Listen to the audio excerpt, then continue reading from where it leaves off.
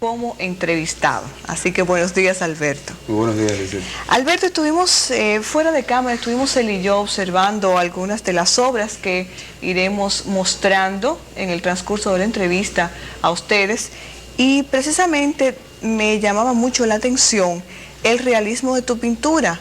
¿Cómo tú podrías nombrar precisamente tu estilo? Bueno, yo te diré, Lizeth, que ese estilo entra dentro de una corriente definida como un nuevo realismo, que toma su apogeo a principios de siglos, cuando el artista comienza a reflejar lo cotidiano. Este tipo de manifestación artística empieza en Francia con el impresionismo. Es decir, se comienza a tratar de plantear el mundo que le rodea al artista. Van Gogh, Renoir, Cézanne, los paisajes tomaron mucho auge, y a partir de ahí surge de una manera revolucionaria todo un andamiaje, diríamos, imaginario, que se fundamenta en la realidad objetiva, porque el arte anteriormente estaba muy vinculado a la literatura, al aspecto pagano, mítico, mágico, religioso, en la antigüedad, principalmente en el Renacimiento, donde no existía la cinematografía ni la fotografía, y justamente estos mecanismos técnicos que al mismo tiempo son industriales, ya que forman parte de una época en la que nosotros vivimos, que estamos relacionados estrechamente al mundo de la industria. Definitivamente. Y a partir de ahí, de la fotografía y de la cinematografía, es que surge el nuevo realismo como una tendencia que busca reafirmar al sujeto, que es el hombre, en el mundo objetivo que le rodea. Tú hablas de nuevo realismo. Sin embargo, estaba leyendo aquí en un folleto correspondiente a una exposición tuya de hace unos años, en que el crítico de arte español Carlos Antonio Arián, al igual que Humberto Soto Ricard, destacan que tu estilo o la factura de tu pintura es hiperrealista. Es quizás porque va más allá del realismo en cuanto a detalles, brillo. No sé si estábamos viendo ya alguna de tus pinturas en pantalla. El brillo de las figuras que tú plasmas en el lienzo, ese realismo, por eso se llama hiperrealista, porque va más allá del realismo.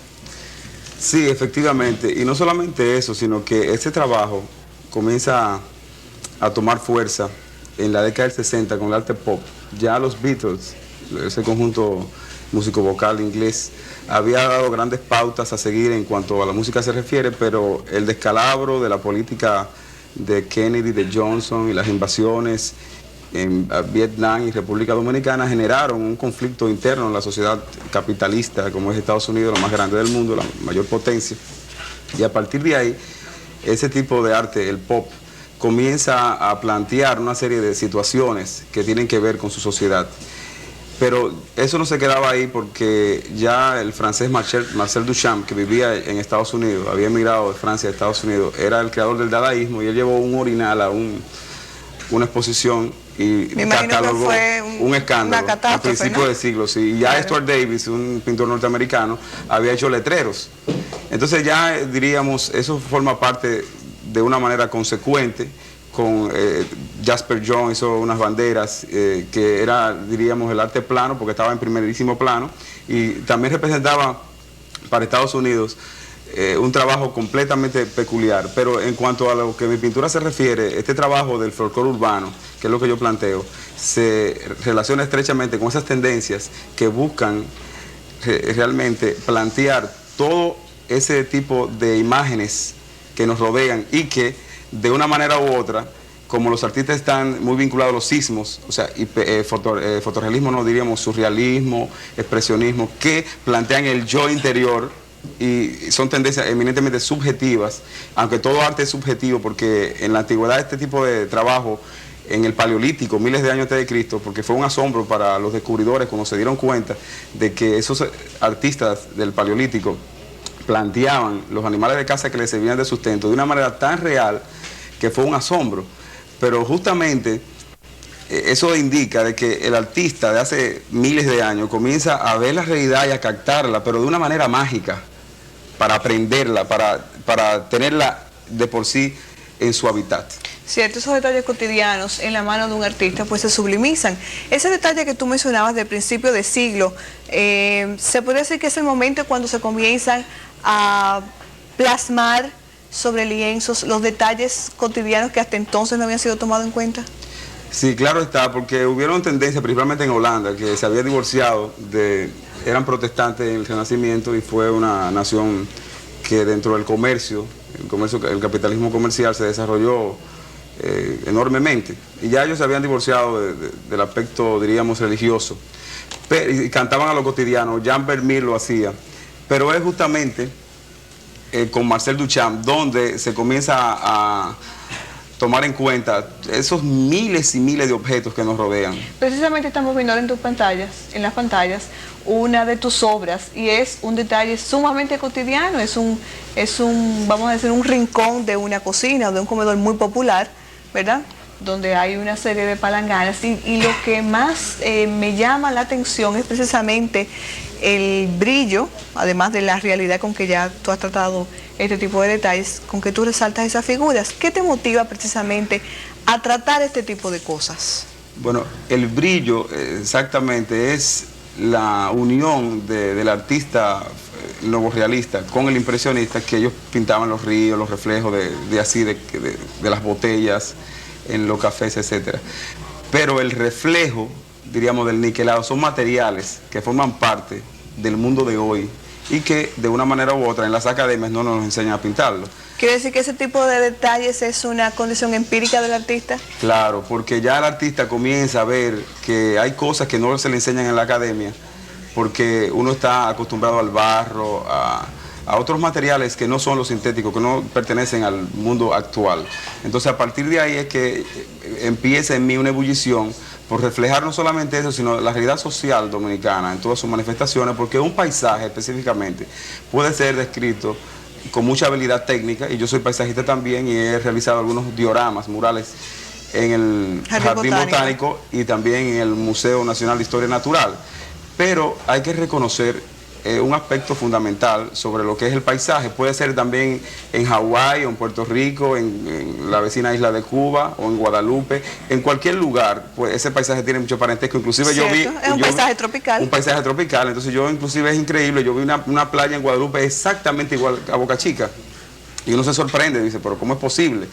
Pero cuando tú planteas la realidad social con todas sus connotaciones, ya es algo muy específico. Claro. Más adelante podremos ver lo que es la vida del dominicano en Nueva York en algún tema que yo realicé, y ya hay ciertas connotaciones que hacen que esa obra de arte sea única en sentido general. Cierto. Vamos a seguir viendo las pinturas. Esta otra que estamos mirando aquí, ¿es precisamente qué, Alberto? Bueno, este trabajo es el mecánico, pero es, como tú viste, un acercamiento de sus rotos que pueden simular bocas, gritos. O sea, que ahí está el elemento subjetivo en la obra. Ahí es que realmente nosotros debemos de plantear que el fotorrealismo no es una tendencia que simple y llanamente copia la foto, sino que encarna un modo de ver, porque el artista automáticamente selecciona, es igual que el cineasta, y recientemente estábamos pasando al aire un motivo sobre el cine. Y entonces ese tipo de tema, que como puede ver en pantalla, de la vida del dominicano en Nueva York, es lo que refleja realmente esa característica de investigación visual, donde existen una serie de imágenes que se manifiestan y se interrelacionan. Cierto, es una combinación de imágenes, eso que estamos viendo ahora. Efectivamente. En una sola obra. Esa especie de un encolado. Ese tipo de procedimiento técnico fue muy utilizado por el dadaísmo, o sea, el encolado donde una realidad subvierte la otra realidad. Porque si planteamos una realidad múltiple, entonces el lector de imágenes, que es el espectador, puede percatarse de un sinnúmero de cosas que no la ve si la ve de una manera continua. El conocido collage. Sí, que tiene mucho vínculo, como te estoy diciendo, que la cinematografía lo explotaba en sus fotografías en movimiento. Cierto. Estuvimos mirando también hace un momentito un retrato de un joven dominicano, y pues se me ocurre preguntarte, también mencionabas que eras paisajista, entre todos estos objetos visuales que tú plasmas en el lienzo, ¿cuál de ellos es el que más explotas? ¿O el que más te place plasmar en el lienzo? Yo creo que la pregunta es magnífica. Hace poco yo estuve conversando con mi lady, que yo estaba realizando una copia de una obra maestra, y parece mentira que en pleno siglo XX tú estés preocupado por los clásicos, porque ya hay una ruptura entre mi trabajo y los clásicos. Pero yo a veces pienso que cómo es posible que un artista pueda pintar reiteradamente con esa obsesión una sola cosa. Yo realmente lo admiro, pero en mi caso no estoy apasionado ni por un color específico, ni por un tema específico, porque yo creo que el mundo plantea tantas imágenes, miles de imágenes, que tú puedes enriquecer, como se puede ver en pantalla, esas realidades que forman parte de nuestra vida diaria. Y ese tipo de manifestación que ustedes ven aquí en sus televisores, se da porque yo viví 10 años en Nueva York. Entonces, esa experiencia muy vivida y que se manifiesta en estas imágenes, forman parte del diario vivir. Y es una experiencia que tú transmites a los demás y ellos se ven representados a sí mismos. Entonces, como es múltiple la realidad, sería inconsecuente de mi parte que ya tengo un compromiso con esos espectadores, porque cada artista tiene su público, porque vamos a definir esto. O sea, nosotros estamos muy conscientes, y fíjense que nuestro programa ha tratado de dar a conocer al público televidente todas las manifestaciones del arte en sentido general. Por eso la sección se llama Artes Visuales.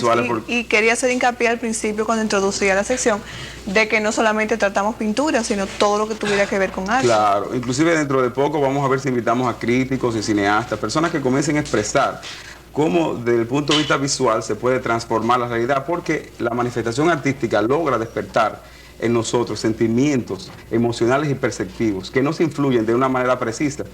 Y efectivamente este magnífico objetivo, cuando representa la naturaleza tal y como es, no determina que eso sea arte solamente, sino que va más allá cuando el artista, a través de su percepción de las formas y de la luz, que eso es lo más importante, no importa si sea realista, expresionista o abstracto, comience a crear una realidad nueva, que el espectador se involucre en ella y sea capaz de tomar conciencia de su entorno y realidad para, de una manera u otra, tratar de cambiar esa realidad de una manera mucho más positiva. Cierto, yo creo que todo eso y mucho más vamos a poder llevar a los amigos televidentes en sucesivas sesiones. Como decía, generalmente tenemos a Alberto como anfitrión de Artes Visuales con diversos invitados. Esta vez hemos querido conocer un poco más del Alberto pintor.